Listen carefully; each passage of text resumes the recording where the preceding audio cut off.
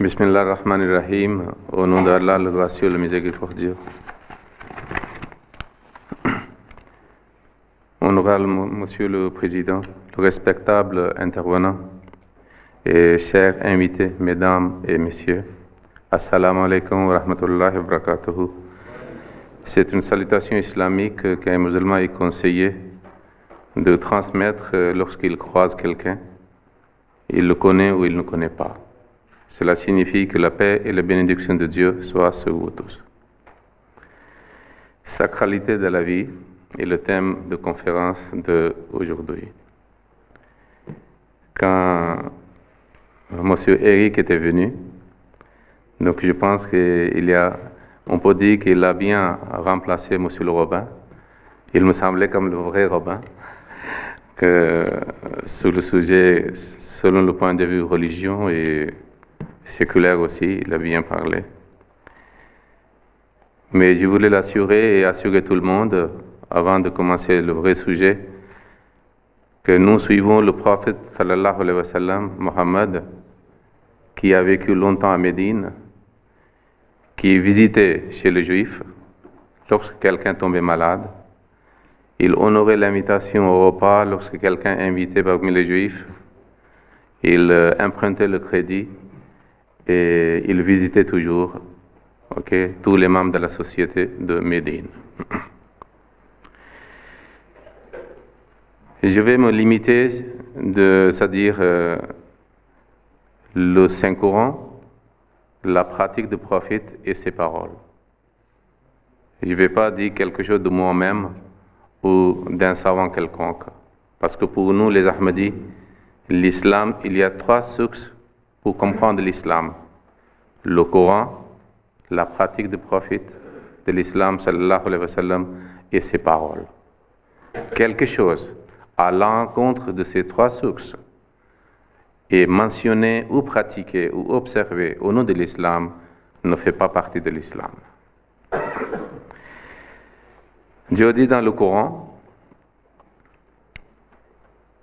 que béni est celui entre les mains de qui est le royaume et le pouvoir de faire tout ce qu'il veut, qui a créé la mort et la vie. Et c'est lui qui donne la vie et qui cause la mort. Donc si, à part Dieu, il n'y a personne qui est maître de la vie, alors celui qui n'est pas maître de la vie n'a pas le droit de prendre la vie de quelqu'un. S'il y a une voiture, n'appartient pas à monsieur A, il n'a pas le droit de le toucher même. Dieu dit dans le Saint-Coran, quiconque tue une personne, ce sera comme il a tué l'humanité tout entière. Et quiconque sauve la vie d'une personne, ce sera comme s'il a sauvé la vie de l'humanité toute entière.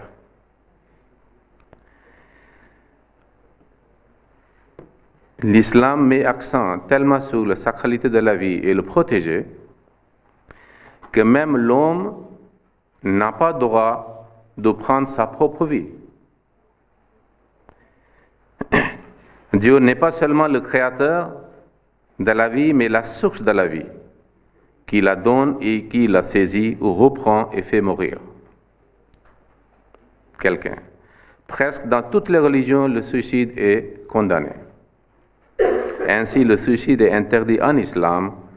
Le prophète de l'islam, sallallahu alayhi wa sallam, a même interdit de vouloir et souhaiter la mort pour soi-même. Parce que c'est un don divin et il faut respecter le don divin tant qu'il est possible jusqu'au dernier souffle. Maintenant, des fois, il y a de nouvelles idées qui naissent dans la société occidentale et puis sont transformées et exportées dans les autres c'est-à-dire parties du monde. On dit en anglais mercy killing, euthanasie. Donc on donne beaucoup d'arguments, c'est possible, on doit avoir la permission de tuer quelqu'un si quelqu'un souffre trop. Mais concernant cette idée, je dirais, à part les complications juridiques et dans l'ordre familial et social, il n'est pas dans le domaine humain de décider de prendre la vie de quelqu'un ou de permettre autrui au nom de quoi que ce soit, parce que l'homme n'est ni créateur ni maître de la vie. Une fois, une dame épileptique demanda au prophète de l'islam de prier pour sa mort, parce qu'il est très pénible lorsqu'il est en convulsion, alors que son corps est exposé en état de convulsion. Le prophète dit, exercez la patience, vous serez récompensé pour cela, mais je prierai que votre corps ne soit pas exposé lorsque vous êtes dans tel état. Donc, il vaut mieux que l'homme reste l'homme, ne soit pas Dieu ou le Créateur. Maintenant, une autre question, souvent les gens posent, que l'islam présente la loi de Talion. Mais la philosophie derrière cette idée est tout à fait différente et n'est pas comprise souvent. Et malheureusement, aujourd'hui, il y a certains musulmans aussi qui plaidoient le cas de ceux qui attaquent l'islam, qu'on ne doit pas avoir cette loi ou cet enseignement. Mais qu'est-ce que le Coran dit? La conclusion présentée par le Coran est tout à fait différente et à l'encontre de ce que les gens pensent. Dieu dit dans le Saint-Coran, chapitre 2, versets 169 et 180, « Ô vous qui croyez, des représailles équitables au sujet de tuer vous sont prescrites. L'homme libre pour l'homme libre, l'esclave pour l'esclave, la femme pour la femme. Mais si une rémission en sa faveur est accordée à un homme par son frère, ça veut dire dont le membre de la famille est touché, alors il faudra que le poursuite soit exercé avec équité et que lui, le meurtrier, paye généreusement le prix du sang. C'est une solution. Si la famille est d'accord, vous pouvez payer le prix du sang. Voilà un allègement et un acte de clémence de votre Seigneur. Et pour celui qui enfreindra la loi par la suite, il y a un châtiment douloureux. Maintenant, il explique la philosophie. Pourquoi l'assassin doit être assassiné et tué, mais pas par l'homme lui-même, ou un citoyen ordinaire de la vie, ou le frère d'assassiner. Non. L'islam interdit de prendre la loi dans les mains. C'est selon un système qui est établi dans votre pays. Il a dit, dans la loi des représailles se trouve la vie pour vous. Dans cette loi se trouve la vie pour vous, ô hommes de bon entendement, afin que vous preniez garde. Parce que si tous les membres de la société savent, l'islam présente ce cas, que l'assassin sera aussi tué pour le crime qu'il a fait, tout le monde doit réfléchir 1000 fois avant de prendre l'arme pour tuer quelqu'un. Donc c'est la source de la vie, comme ça dit expliqué par le Coran. Maintenant, la vie est sacrée, mais est-ce que seulement la vie humaine, selon l'islam? La religion de l'islam ou le prophète de l'islam et son comportement et sa conduite est telle que c'est-à-dire ses enseignements même expliquent toutes sortes de la vie est sacrée, pas seulement les êtres humains. Sacralité de la vie des animaux. Pour éduquer et sensibiliser les musulmans concernant la sacralité de la vie en général, pas seulement celle de la vie humaine, le prophète dit une fois qu'un chien assoiffé faisait circuit autour d'un puits et léchait la terre pour étancher sa soif. Une femme connue comme pécheresse et mauvaise femme dans la société l'a vue, elle enleva sa chaussure, descendit dans le puits et l'amena rempli d'eau. Et puis, elle a fait boire ce chien assoiffé. Le prophète a dit que Dieu est tellement content de cette femme dont la vie entière est passée dans le péché, il a pardonné cette femme tous les péchés. Et puis, il l'a fait entrer dans le paradis.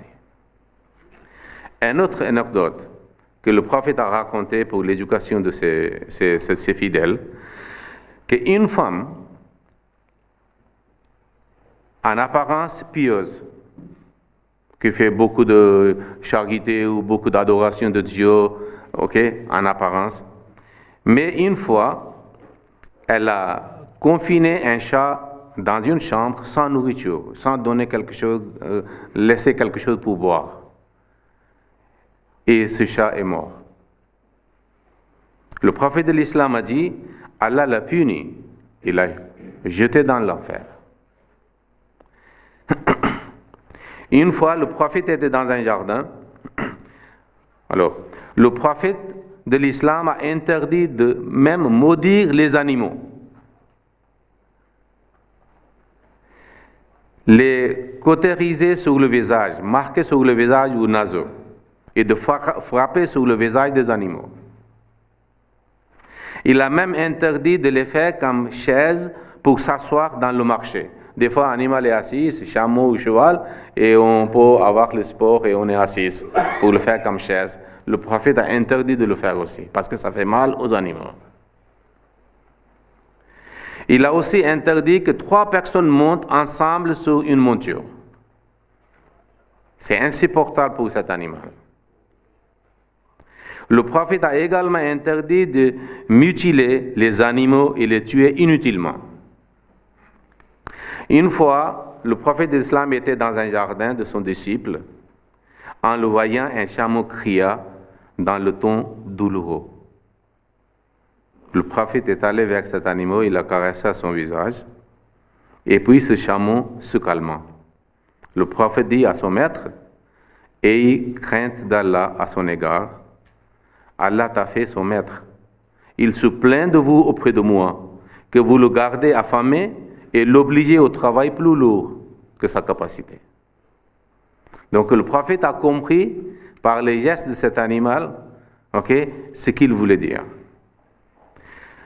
Le traitement sauvage avec les animaux était tellement pénible pour le prophète qu'il a conseillé de ne pas prendre un animal par son oreille.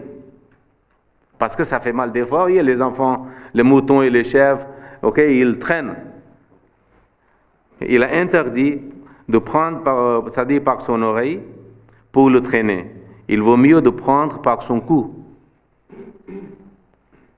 Il était tellement conscient et sensible pour la souffrance des animaux qu'il a exhorté d'immoler les animaux avec le couteau très tranchant.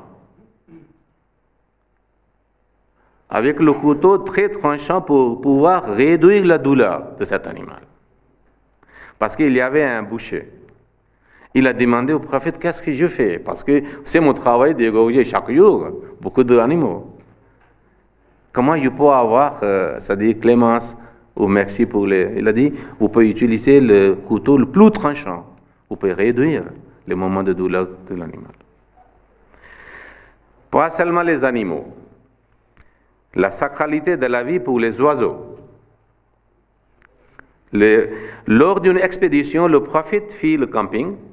Quelqu'un prit les ailes d'un oiseau. Cet oiseau se mit à voler sur le prophète en faisant le circuit comme les oiseaux font. Qui a fait le mal à cet oiseau? Le prophète demanda. Mais tout de suite les ailes dans son nid. Un autre événement similaire, un oiseau commença à voler sur sa tête. Il était hors de Médine, dans une expédition. Le prophète apprit que quelqu'un a pris ses petits poussins. Il dit, qui a perturbé cet oiseau? Il faut le remettre dans l'arni. Ainsi, le moment se calma. Le prophète a interdit de tuer les oiseaux de chasse, les fourmis, les abeilles, le huppe, parce qu'il y a des animaux et les oiseaux pour la beauté de la nature. Toute les choses n'est pas pour consommation humaine. Le prophète, une fois, il a vu le trou des fourmis brûlé. Il a vu des traces de feu autour du trou. En se voyant, il dit, il n'est pas bon est censé de châtier même des fourmis ou des animaux par le feu. L'homme n'a pas le droit de brûler quelqu'un. Il a également interdit de tuer les petits serpents qui ne sont pas nuisibles.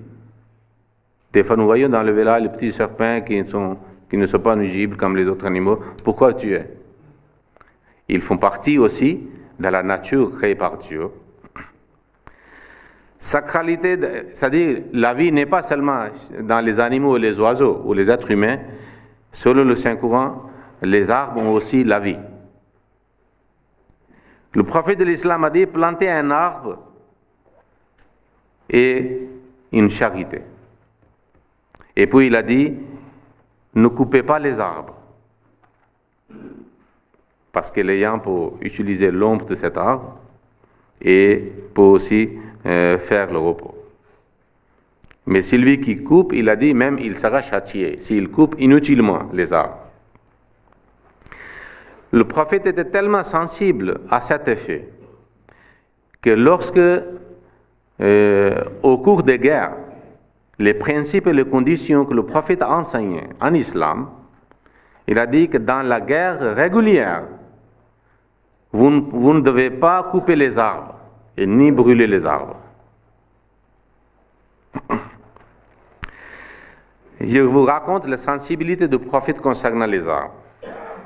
Il était sensibilité tellement ardente pour les arbres que les arbres ont aussi montré leur attachement réciproque.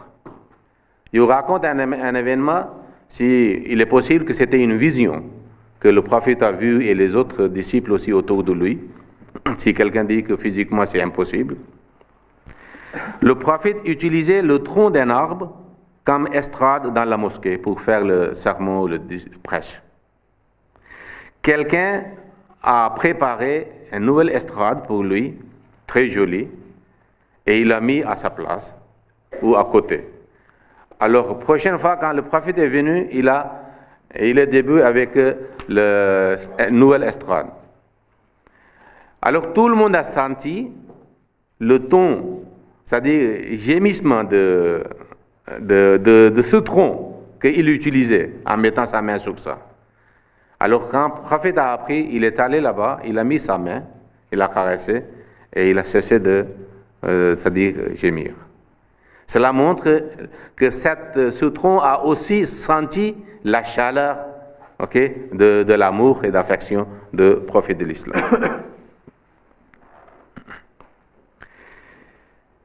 Maintenant, je vous ai expliqué qu'est-ce que le Coran dit concernant la vie, qu'est-ce que le prophète dit, qu'est-ce qu'il a fait. Mais pourquoi l'islam est accusé de massacre? Il y a deux éléments.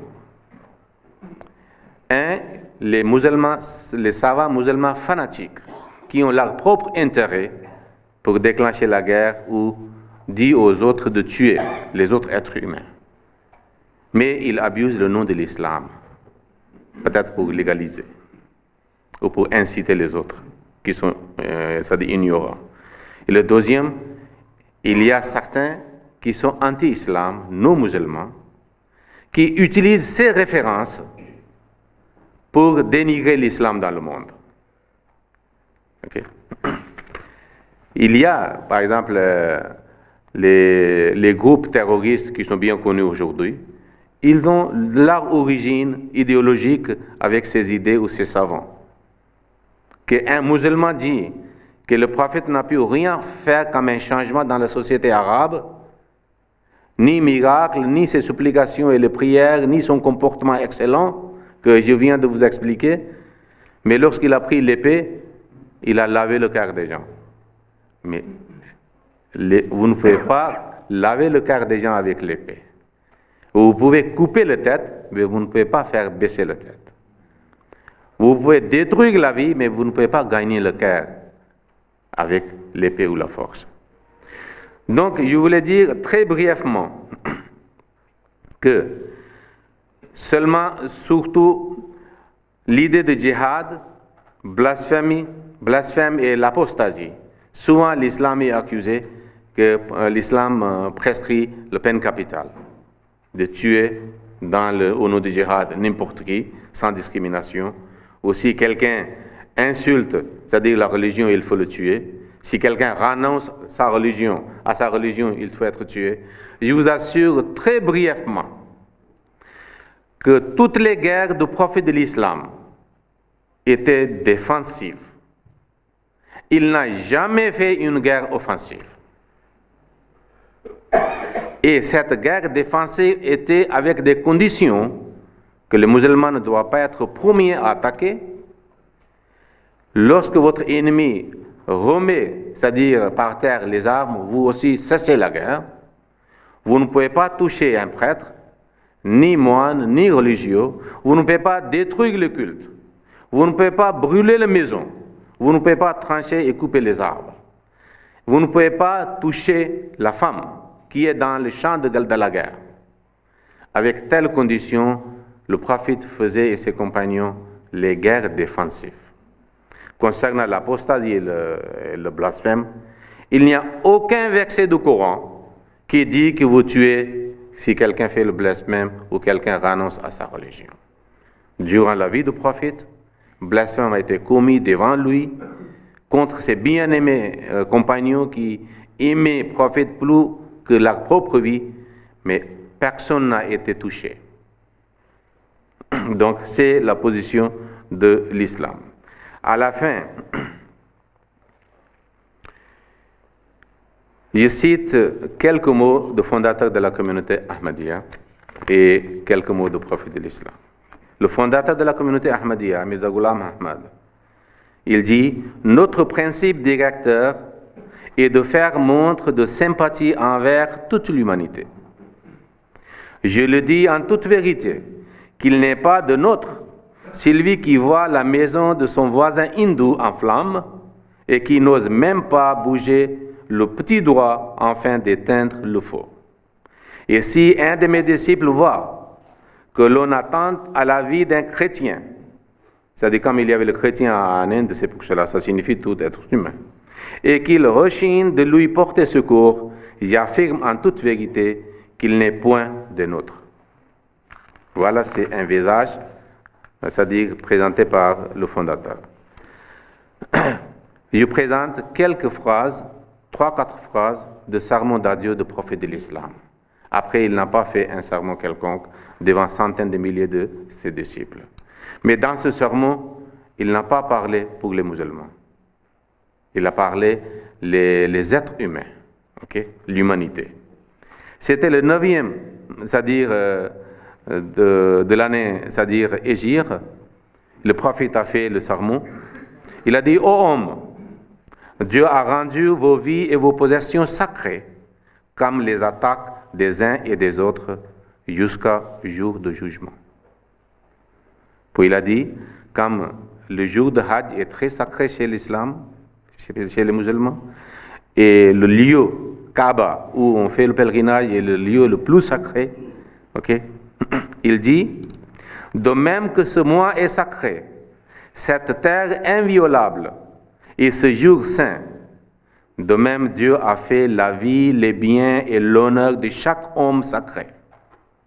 Prendre la vie d'un homme ou ses biens ou attaquer son honneur est aussi injuste et mal que de violer la sainteté de ce jour, de ce mois et de ce territoire. Si un musulman tue un autre être humain, comme il est en train de violer le Kaaba. Il dit, ce que je vous commande aujourd'hui n'est pas valable seulement pour aujourd'hui, c'est valable pour tous les temps. Et à la fin, il a dit, ce que je vous ai dit, vous devez le communiquer aux confins de la terre. Peut-être ceux qui ne m'ont pas entendu en tireront-ils plus de profit que ceux qui m'ont entendu. Et je vous dis aussi la même chose, transmettez à vos amis ce message de l'islam. Merci beaucoup.